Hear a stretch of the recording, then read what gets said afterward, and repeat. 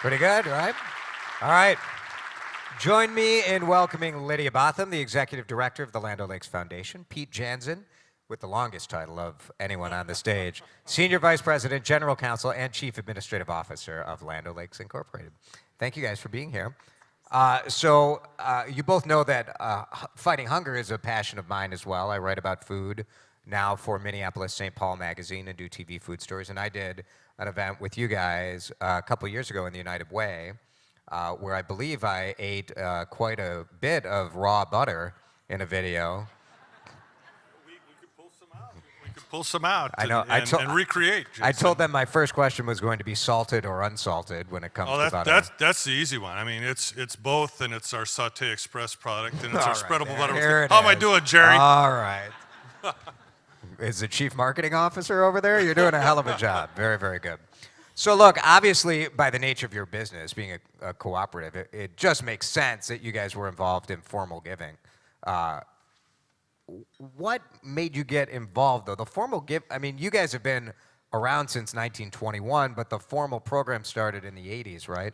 Yeah. What provoked the change? You know, I think we had going back to our formation, we're a farmer-owned cooperative. Farmers believe in the value of their communities and helping out their neighbors. And so it was really part of the value of Land O'Lakes, the fabric of Land O'Lakes from the very beginning. So it wasn't so much of a change in the 80s in terms of that basic value or that basic commitment, so much as a recognition. And I heard one of the earlier speakers talk about the need to formalize.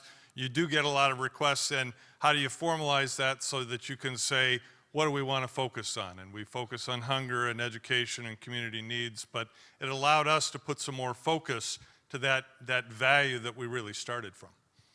You know, employees want to do good, they want to be involved, they want to volunteer. 80% of your employees volunteer in the Twin Cities community, Lydia? Is that right? That's right, Jason. We have fabulous employees at Land O'Lakes, and we have great turnout for it's staggering, 80%. 80%, it's great. Is that in the culture? What is? Do you just hire amazing people? That's how it works? Yes, we do. We hire amazing people, and we have a couple of programs that encourage our employees to volunteer, and they are very excited to be part of that. So it's a program that many of us have. It's called Dollars for Doers. We approach it in two ways.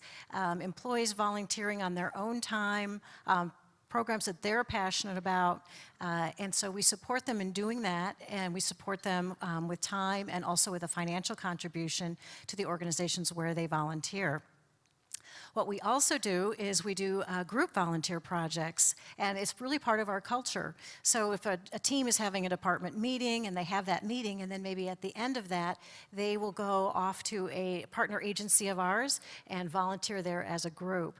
And it's a great way to benefit our agencies, our partner agencies, in two ways. One, with the talent of the employees and their skills, but then also with a financial contribution. But don't you think employees, when they feel like, you know, obviously they believe in what they're doing in the workplace, but when you feel like you're part of a greater good, I would suspect it keeps you more loyal to stay at Land O'Lakes rather than going somewhere else.